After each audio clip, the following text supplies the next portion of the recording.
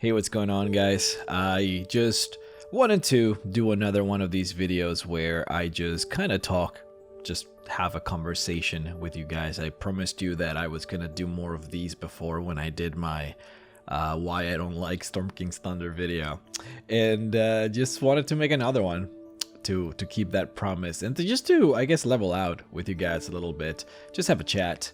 My videos, the ones that I do most often, they are scripted, right? I edit them. It's not as personal as sometimes I may wish them to be. I'm just not as eloquent when I'm not when I don't script my stuff, so I can't do it with my normal lore videos. But hey, every once in a while it's just nice to just level out with you guys and just talk some more personal stuff. It's just nice. It's fun to talk about D&D. It really is. So I do look forward every once in a while to doing videos like these. But before I start talking about, just rambling about Curse of Strahd, which I love, I just wanna just say thank you to all of you guys for just clicking on the videos, liking the videos, commenting. So many of you do, and of course a very specific thanks to my Patreons for supporting me. Some of you guys are just incredibly helpful with everything. I mean, I know that you probably have heard this from other YouTubers, but you know, the COVID situation, the coronavirus situation has completely dumped the value of advertising in YouTube. I mean, videos are worth scrap nowadays. You know, some people are throwing numbers, of course. I can confirm, at least based on my experience, that earnings have halved since all of this started. So things are pretty rough. The things are very rough. So I just wanted to take this moment to just thank everybody that is still watching, liking, commenting on the videos. It's crazy how much that helps. Just liking the videos and commenting, it's incredible.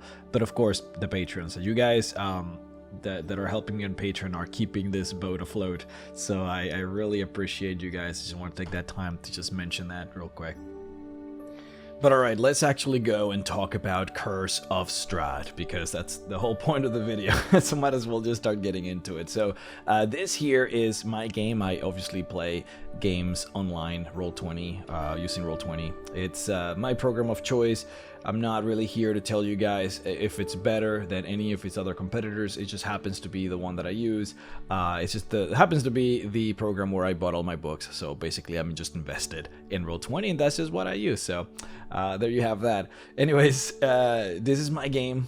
I'm currently running Curse of Strahd. As we speak, I have a group of 5 players and we've been going through it. This here would be the love screen. I had all my players sign their names onto the love screen just because I thought it would be cute, just to have them just sort of sign their fate over to Strahd, so to speak. I also have some of the characters from the game sign their names. You can see Mordenkainen in there, Smeralda. You can see Rudolf van Richten. I was corrected by my Dutch player because I kept on calling the guy Richen, but it's supposed to be Rechten, and I misspelled it because the T is supposed to come after the CH, but whatever, it's not a big deal. You have the Abbot in here, you have Vilnius from the Amber Temple, and just a bunch of other random names that I added just for flavor. I even added the paw print of the saber-toothed tiger of Rudolf van Richten, so that's kind of cool. I thought it was kind of cute just to do this, but regardless. So this is my game. I'll just be taking you guys a little bit through, just as I explain, just inherently why I love this game so much. And a lot of what I'm going to talk about here is just it's going to have a lot to do also with the last video that I made, the one in Storm King's Thunder, where I talk about the flow of the game, because I think it's just a very adequate representation of what flow can do to a game to damage it negatively, and then what it can do to a game to make it into, you know, one of the greater adventures of 5th edition, if not the greatest. It's my personal favorite. It's obviously subjective, but it is what it is. So why do I like Curse of Strahd so much? I want to first talk about the flow, because I think it's one of the most important things. It's probably the one that has the most value in terms of what makes a game succeed versus what makes a game fail. So let's talk about the extremities, because that probably is going to make it easier to explain. So a game that has terrible flow probably would be something like Princess of the Apocalypse. Princess of the Apocalypse is the perfect example of a game that, and I'm not gonna spoil it. Don't you worry. The only game that I'm gonna spoil here is gonna be Curse of Strahd. So if you are playing that, it's gonna be fine. I'm not gonna spoil it. But Princess of the Apocalypse, it's a great example of an adventure that has everything that should be going for it. It has fantastic villains that are very well described, villains that have a reason why they're doing the things that they're doing, which sounds silly, but hey, like, those are things that really matter, and a lot of adventures don't really have a lot of adventures do the whole I'm just evil and I do evil things, which can be fun if you're playing a very kind of like, I don't want to say brain dead adventure, but hey, sometimes that's fun. You just want to be the hero. Sometimes you just want to kill undead. You know what I mean? Sometimes you just want to kill undead, and that's perfectly fine. But if you're playing an adventure that just relies a lot more on role-playing, just maybe you want to have your adventurers deal with the villain in a way that it's not just combat, but actually having debates about what's going on and why he's doing the things that he's doing. If you want to have that cool villain monologue and have it make sense, you know what I mean? Like, then you want those villains to have purpose to the things that they're doing, and Princess of the Apocalypse had that. They had great maps. The adventure was contained in this small region, and the entire small region was very well described. It was basically open world. You could just go anywhere, but alas, that was the problem. The adventure gave you this illusion that you could actually go anywhere, that you could actually do things your own way, but when it really came down to it, it just wasn't the case. You had to go to this one dungeon, and then you had to go to this other dungeon, and then you had to go to this other dungeon, and it was like this very linear approach that they wanted you to approach the game from, but they made you think that it was an open world game, and that's where you just get blindsided. It's very difficult to explain this without like actually doing any spoilers, but my point is, you can't just go anywhere, right? There's a very precise kind of like approach that the game wants you to take, and if you don't take that, you're gonna have a bad time, because then you're gonna be fighting monsters that are level 6 or level 7, and you're gonna be level 3 or level 4, right? And then you're gonna feel basically pressured to go in a certain direction. That's just not the case at all in Curse of Strahd, which I think is quite beautiful. You might feel that at the very beginning, when you go from the starting town of Barovia, and then you're basically almost shoehorned into going to Vallaki because there really isn't anything else to do. That is the only point in time in the game where you might feel like you're shoehorned into a very specific location, but then after that, the game opens up, and you can literally go anywhere. So let's go ahead and explain the valley here. This is what you're seeing here. Is essentially the map for Curse of Strahd. It's a little shaded. You can see that there's like these bubbles of light around. That's just because that's what I use for my players, so that they can only see very specific locations, the locations that they have been to specifically. So don't mind that. But in the valley, the main centerpiece of this whole place is Vallaki, which is sort of like the main hub of Barovia. It's supposed to be the village where most people are located, where you can actually have a semblance of a civilization. You have an economy, you have shops running, you have a burgomaster that controls the place, you have guards, and you have walls, and essentially the city is supposed to be safe from the evils of Barovia, whether that would be the barbarians, the druids, whether that would be Strahd and his wolves, you know, any kind of evil that lies out there, Vallaki is safe. And it's supposed to be that point of light in the darkness that is supposed to make sure that you feel safe in there. And then from there, from that very heart of the valley, you can go anywhere, right? There are things to do to the east of it, to the west, to the south, north. It doesn't matter where you go. By the time you reach Vallaki, you should be either level 4 or level 5, and from there you can actually do any part of the game, and I think that's the crucial part. It doesn't matter where you go on this map, that part, that location is going to be important into understanding the world, into understanding what the bad guy wants from you, and of course, every single location has an actual, adequate, cool story that relates to the main purpose of the game, which is Strahd. Strahd is connected inherently to every single location in this place. It doesn't matter what it is. You could go to the Lake Baratok and into the Wizard's Tower. And in there you might meet Van Richten or you might meet Esmeralda, both characters of which are crucial into understanding the story of Strahd. Richten, of course, has a terrible backstory that has to do with the reality of what happens when one of your loved ones becomes a vampire. And that backstory can be very important into understanding whether or not you can turn Curse of Strahd back into a normal human, which of course Richten would tell you that you cannot. You may meet Esmeralda, which is one of the only characters in this game that have actually been in the castle and escaped. And she can tell you all about the castle. What can you find in the castle? And she might be the only character in the game that can convince a party of adventurers to actually go into the castle before you're supposed to destroy the vampire, which is an entire portion of the game that many players might miss, but it's important to have. And that's just from that tower. I mean, you might make it to Kresk, and then you might meet the Angel of the Abbey of St. Markovia, and that's an entire other quest line that relates into the possibility of why it is bad to kill Strahd, right? When players play this game, they see the villain, Strahd, and they might think, hey, I want to kill the vampire. Of course, I'm here to kill the vampire. What else are we here to do? But then you go into Kresk, and of course, there's everything that has to do with the backstory of Irina and her meeting her beloved Sergei in the pool. But the angel is the real important part of Kresk, because he tells you why killing Strahd might not solve the problem. So going to Kresk might just change your entire perspective of the adventure. And of course, I mean, I don't want to explain every single location, but like every place has meaning, deep value associated to it. Everything that has to do with the Wizards of the Winery is about the people of Barovia, how they deal with the darkness of this place, and how they cope with the reality that Strahd can kill them at any point in time.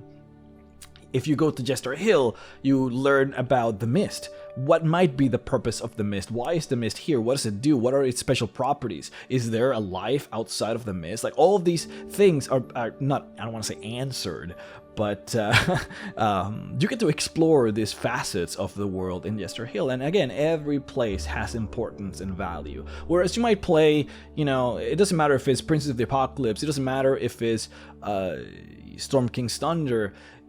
Many times when you play these adventures and you see this big world with locations, whether it would be towns or it would be farms or just any place on a map that you can actually go to that has a story or a quest or a side quest or anything, it's very rarely in other adventures where you actually get to experience those stories and have it be either tangentially or actually directly associated with the main plot of the adventure. Because when you have that happen, when you have that not happen, when you're doing side quests all around the world that have nothing to do with the main plot of the game, you just lose focus. And that happens so often when the players should be focused on the main quest. They should be focused on what it is that they're here for to do.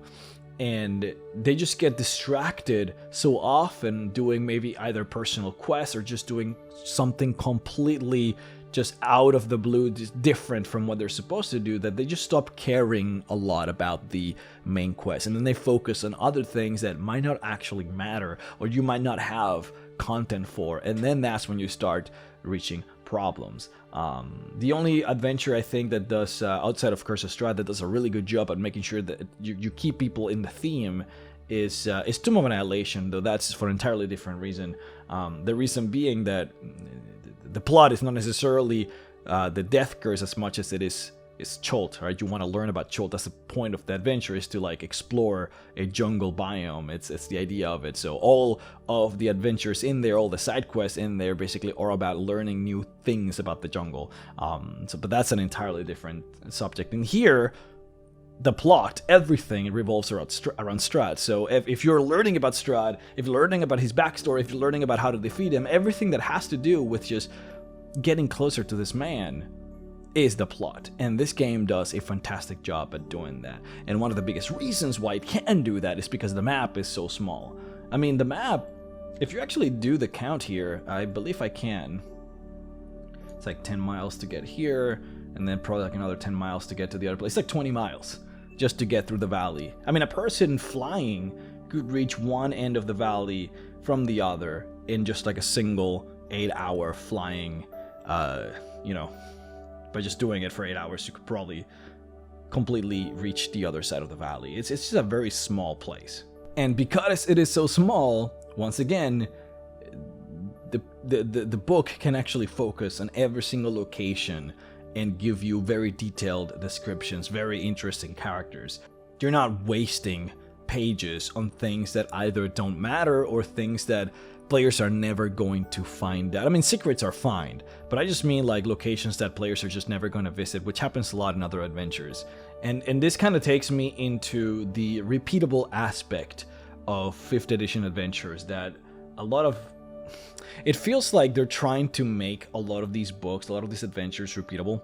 I guess they want DMs to be able to just play the same adventure again with different people and not feel like they're just doing the same thing over and over again. I mean, all you have to do is look at adventures like Dragon Heist. An adventure like Dragon Heist spends almost half the book just talking about what things could be different if the season were to be different. So the whole concept of Dragon Heist, again, not gonna spoil anything about the adventure, but the concept, the idea behind how the book is supposed to work is that things are different depending on the season. So you basically choose a season that you want to play in, say, winter, and then you play through winter, and things could have been different if you play through summer. Like the villains are different, locations where things happen are different, and certain other small things will change. And from an idea standpoint, it sounds great. Like, that sounds fantastic. It's actually very fun to be that player and know that things are going to be different depending on which season you choose, and then choosing a season. Like, that has to be fun. Like, I know because I have DM'd it, and I know that players dig that concept. But the actual problem that comes out of building a book in that way is that you end up with half the book being useless for any one particular adventure of a group of people that are playing the game, right? You have your friends, your 5 of your friends, you grab them together and you play Dragon Heist. What's going to happen is you're going to have a really short story, right? Getting from 1 to 5 in Dragon Heist is really short. It feels like a very short story. It feels like it should have been much longer. And the reason it is so short is because half of the book is useless. In any one playthrough of the game, literally half the book will not be read and will not be touched. And again, that happens too with Storm King's Thunder, because you have 5 entire mega dungeons, out of which 4 are never used, because you're supposed to only pick one and then just keep going with the chapters, and then the other 4 dungeons are just not touched. I don't understand why they approach those games that way, especially when I feel like they nailed it here in Curse of Strahd. So the way that Curse of Strahd deals with allowing for a DM to just repeat the game without it feeling like you're just doing it all over again is by essentially making it so that you get to pick where the locations of some of the most important items in the game are located. So to defeat Strahd, to actually go into the castle and slay the vampire, you essentially need 3 relics, 3 artifacts, 3 legendary items. One is a Sword of Light. The other one is an amulet that is supposed to protect you against vampires, and then the third item is this. It's like a book that gives you insight into Strahd. It allows you to understand how Strahd works, how a vampire works, the fact that he sleeps in a coffin, and the fact that you can stab him in the heart with a wooden stick and it does things to the guy like that. It's just information about the monster. You're supposed to collect these 3 things, and then every single time you collect one of those, you level up, and that makes you stronger, and then you can fight Strahd at the end. As a DM, you get to choose essentially where these locations for these items are going to be at. So you can change the game around whenever you want to, or if you follow how the game tells you to do it, is you do a Vistani card reading, and then the locations are basically completely random, which is what I do. But just the fact that the locations are random basically changes the game. But it doesn't mean that they're not forced to, D&D is not forced to add dozens and dozens of pages trying to make sure that things are different. All they really have to do is just tell you, hey, these items are going to be in different locations, and that's it. Suddenly, just by adding that small change into the game, every single time I DM this game is going to be different, because the locations of the items are going to be different, which means the players have to do different things every time they want these items. But then on top of that, and this is the really important part, the actual NPC that is going to help them defeat Strahd is also going to be different. So for one group of players, they might get Esmeralda, who's going to help them defeat Strahd, and that's going to be its own thing, because then, like I described it before, suddenly that means that Esmeralda, being that important NPC that the players interact with, is probably going to want to go into the castle early on to do a lot of scouting, right? Because that's just how Esmeralda is. Whereas if they get Van Richten is probably the type of character that's going to want to be very precise, very methodical, very like, let's do our research, let's prepare, let's gather our forces, blah blah blah blah blah, right? Whereas if you get the Mad Mage of Mount Baratok, Mordenkainen, we know that he's the type of character that likes to gather forces. He likes to go over into Vallaki and gather all of the Valakians with pitchforks and torches and march them straight into the castle, right? He's done that before. So just based on which character you get, suddenly things are going to play entirely different. And again, those are just 3 characters. There's a ton more. Like if you get one of the Revenants from Arkinvo's hold, suddenly that might be entirely different. Suddenly you might get some Revenant undeads that fight alongside you, right? They might want to approach things completely different. It doesn't matter. The point is that every single time you're playing Curse of Strahd, it's going to be different, and they're not wasting dozens and dozens of pages building content that only 1/6 of the player base that plays the game is ever going to see. And that's, again, why you can spend then more pages actually exploring every single location and every single character, because you have more pages available. Pages that were not available in other adventures because they wasted them trying to make the game repeatable when they didn't have to, or when they could have done so in different, smarter ways. Though again, I'm of the mindset that you don't have to make the game repeatable. I think it's silly. I think that every player, every group of players is just gonna make, inherently, is just gonna make different decisions. So even if the game is still the same, things always tend to work differently, but that's just my opinion. Now, I want to talk about villains. Not just the villain, which would be Strahd, but villains. The reason why I particularly, what is so fun to roleplay in Curse of Strahd so much versus maybe roleplaying in other games like the Mad Mage or Princes of the Apocalypse or Out of the Abyss. What makes Curse of Strahd so great in the villain section of things is because the villains are not, they're not necessarily just maniacal evil. These are not evil people that just do bad things for the fun sake of doing bad things. And of course you do get those. You have the zombies, right? You have the werewolves, you have Strahd, which is pretty evil just by itself. But then you have a lot of characters that are just genuinely just morally gray, or they straight up are not evil, but they are in opposition to what the players want because of the nature of how the story unfolds by the time the players make it into Barovia. So for example, one of my favorite characters / villains in Curse of Strahd is the Angel, the Abbot, the unnamed angel in the Abbey of St. Markovia. This guy, let me see if I can just kind of move over to the map just so that I can have it here. So the reason why I like this guy so much is because, I mean, the guy is an angel. And of course, he's a little bit corrupted. Like, Strahd has been trying to persuade him into doing some evil acts here and there in order to kind of make him be a fallen angel, so to speak. But that's what makes him cool, in my opinion, is the fact that he is trying to do the right thing. And this is going to be a concept that is probably going to apply to all of these villains that I'm going to talk about. They are all trying to do the right thing, but doing that right thing makes them be in opposition to the player character. So in the case of the Angel understands that destroying Strahd is completely useless.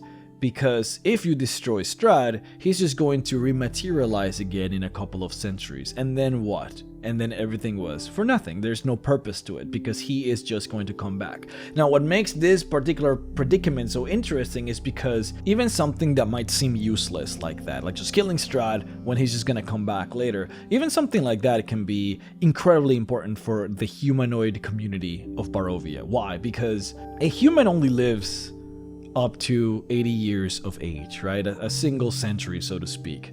So if Strahd were to die, It doesn't, if he's coming back in 300 or 400 years from now, like, that doesn't matter to any one particular human. They're gonna be rejoiced, because that means that they're gonna literally spend the rest of their life in peace and harmony and happiness. And they will know that their children will have a happy life, and their children's children will have a happy life, and maybe even their children's children's children will have a very happy life. And that is enough to make any one person happy at a particular circumstance. But what does that do for the angel who lives literally forever, right? A few centuries of peace and quiet is literally nothing for an angel. The concept of time that this angel possesses is completely blown out compared to, say, a normal humanoid, a normal human who doesn't even live a fraction of the time that the angel lives. So the angel doesn't want to just kill this guy because he's just gonna reappear 400 years from now. In fact, all it's gonna do is it's gonna slow down his plans. The angel wants to destroy the Curse of Strahd. He wants to make sure that this place is actually purified. He doesn't want to just stall. He doesn't want to just stay the outcome of this. He wants to fix the problem. But the players are not going to necessarily want to fix the problem, especially if that problem takes longer than a few decades for it to manifest, right? The players are probably just gonna want to kill Strahd. Like, that's just what they want to do.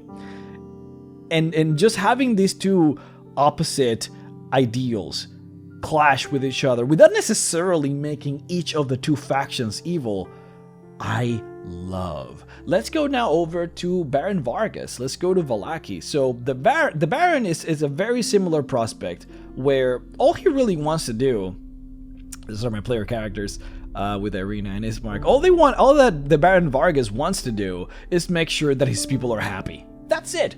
That's all he wants to do. He wants to make sure that his people are happy, because if his people are happy, then he believes that Strahd is not going to be able to attack the city, because he probably sees Strahd as the actual the actual image of evil, and if the village is happy, then evil cannot penetrate it, right? And of course, the Baron goes about doing this maybe the wrong way. He forces these festivals on people that don't want the festivals. He has this complex where he wants to make sure that everyone sees him as the leader. He doesn't accept no for an answer, and so he does things, of course, that maybe he shouldn't be doing.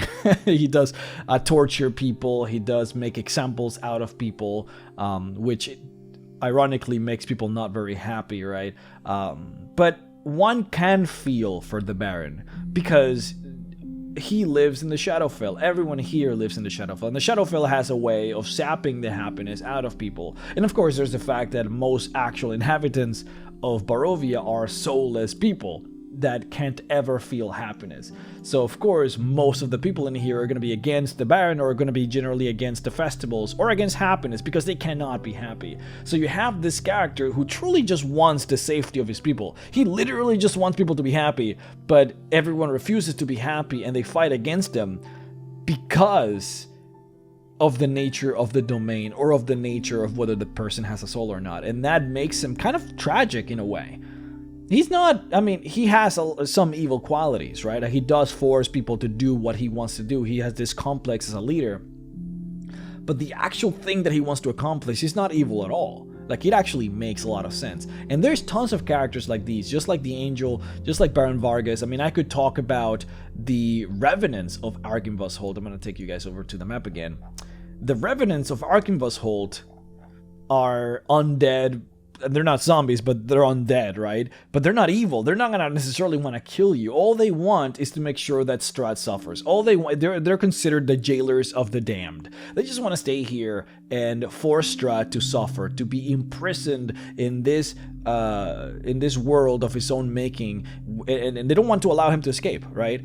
If you kill Strahd, that grants Strahd a moment of reprieve from his torment. That will allow him to essentially rest in peace for 200 or 300 years before he is reformed back. And that is a reprieve from his pain. And they don't want to allow that. And of course, they also know that he's just gonna come back anyways. So, like, what's the purpose?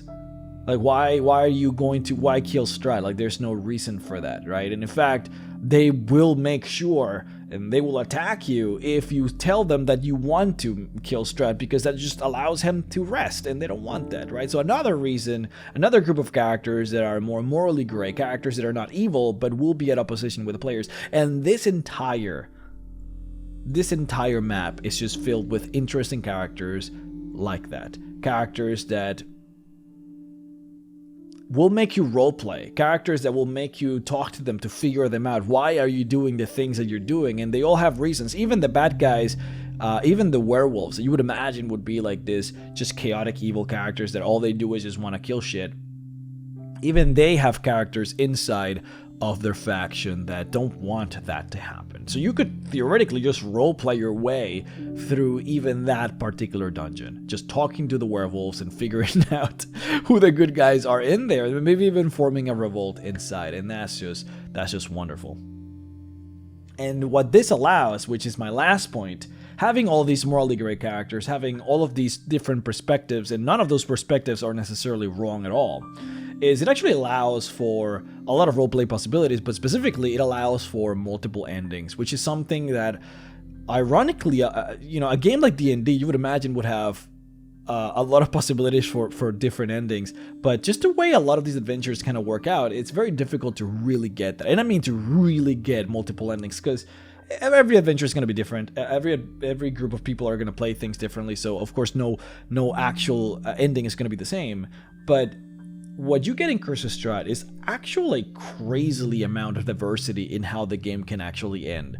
So you can have the ending where you kill Strahd and then everything goes back to normal, to the same thing that's always been 300 years from then. But then you can have all these crazy endings where you can go over to the Amber Temple, you can destroy all of the vestiges of the dark powers, and possibly basically just remove agency from Strahd by eliminating the source of his powers, and then lifting the veil that blocks all of Barovia, and maybe even freeing Strahd from his prison, right? You can have the endings where, and of course none of these are necessarily canon, this is sort of for the DM to basically allow, but the game does allow for these freedoms, to allow the DM to allow these endings. You could theoretically go over to maybe convince Madame Eva to become the new Dark Ruler of Barovia, which we know that the Dark Powers in the canon of the book, they would actually allow her to become the new ruler. You could do that with Petrovna, you could do that with the Angel. I actually, my last game that I ran, not the one I'm running currently, but the Curse of Strahd game that I ran before this one, I actually had, just because of the interactions the players had with the Angel, they didn't kill the Angel, but they did kill Strahd. And it actually, the way things worked out, it allowed me to basically have the Angel become the new Dark Ruler of Ravenloft, because the Angel in that game actually ended up doing some really evil things as they fought against the adventurers. So the Angel, essentially, I made it so that he just fell completely from grace and became like an actually evil angel. And so I had him just take over the throne, right? Just basically just completely take over the throne. I had the dark powers take over the Angel, and he just became the new ruler. And you can have things like that happen in Curse of Strahd, which is the reason why I'm saying just so many multiple endings can actually work in this adventure, as long as you as the DM are willing to allow some of these things, to happen. One particular favorite of mine is, and of course this is a little bit of a homebrew, but it's actually allow Baba Lysaga to become the true villain of Curse of Strahd, which is entirely possible, not just because of the fact that she is possibly stronger than Strahd. And if you compare her abilities with the actual hut that she uses, she's actually stronger than Strahd in terms of just raw difficulty in combat. So she already is, or would be, a fantastic last villain. But there's also the fact that you can trace everything that happens in this adventure, you can somehow trace it back to Baba Lysaga putting those dark enchantments on Strahd from the get-go, from the moment that he was a baby in the crib. You have Baba Lysaga just putting those enchantments on the baby, cursing him, so to speak. I mean, it wasn't supposed to be a curse, but you could easily, as a DM, make it into a curse, where she was designing this baby to become this evil warlord, this you know, mage lord, so to speak, from the get-go. So you could make the argument that if you want to break the Curse of Strahd, you have to break Baba Lysaga, and if you kill Baba Lysaga, you might be able to break the curse that lies on Strahd. And you can make even the argument that everything that Strahd has done is because of this curse, though that would be kind of silly. But hey, you can make those arguments and you can run that type of adventure. Maybe even making it so that Baba Lysaga is a literal avatar of the Night Mother, right? In this particular instance, and she's trying to take over, you know, this land.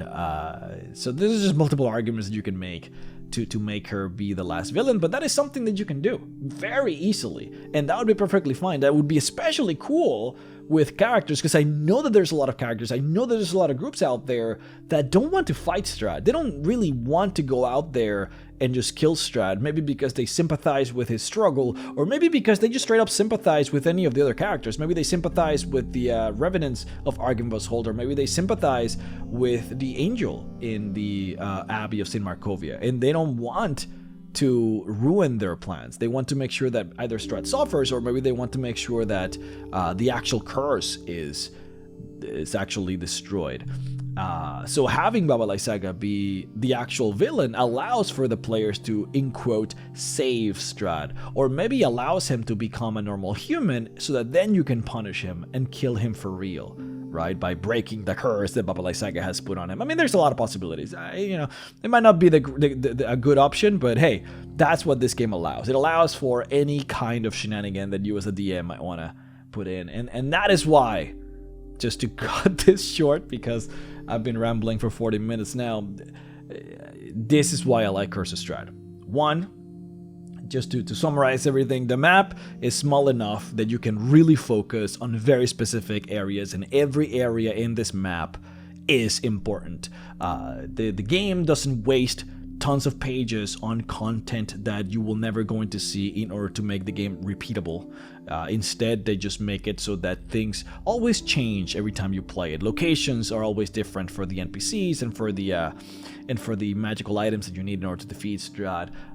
The villains are morally gray, which allows for a lot of great roleplay. It allows for the players to find out who the real villains are and whether or not it is worth to fight against a lot of these factions when they don't necessarily have to. And then lastly, of course, all of these morally great characters, all of these great options allows for multiple endings. You can decide if you want to befriend Strahd, or you want to save Strahd, or you want to kill Strahd, or whatever you want to do. There is probably an approach to that. And you as a DM, you're perfectly fine to just run the game as it is, or you can manipulate it and change it and homebrew it in many ways that is probably a lot, it would be a lot more complex than other adventures like Princess of the Apocalypse, because you can't really do much in Princess. You can't really do much in a lot of these other adventures. Even in Tomb of Annihilation, you can't really play with it too much, because the adventure is just pretty set in stone, whereas Curse of Strahd, you get this beautiful adventure, beautiful story, but you can also change it into whatever you desire. But that's it. I hope that at least you got something out of this. I feel like I just talked about nonsense for 40 minutes. But hey, I know that at least from the last video that I did, some of you guys appreciate the nonsense, and I appreciate you guys appreciating my nonsense, because this does allow me to just get these thoughts out of my head, so that I just stop thinking about them. Because of course, as I was running this adventure with my friends, my current players, I start thinking about these things. Why do I like this adventure so much? Why is this so cool? Like, you're trying to figure out why am I always drawn to Curse of Strahd. It doesn't matter what I'm doing, I'm always drawn to this adventure, and just trying to figure out why that is. It was just fun, and finally just a breath of fresh air to be able to just say what I was thinking and just let it go out. But yeah, hope you guys enjoyed the video. Thank you guys for listening, and I'll have another video, another actual edited video for you guys out in just about 2 days or so. So please make sure to keep an eye out on that. Make sure to click that subscribe button. Make sure to click the bell button to receive these notifications. These videos are still going to be rare, I'm not going to lie. I mean, we're probably going to get another one of these maybe in 2 weeks, maybe 3 weeks, maybe in a month. I mean, who knows? I don't really do these ones very often. But yeah, hope it was enjoyable. I'll see you guys next time. Bye-bye.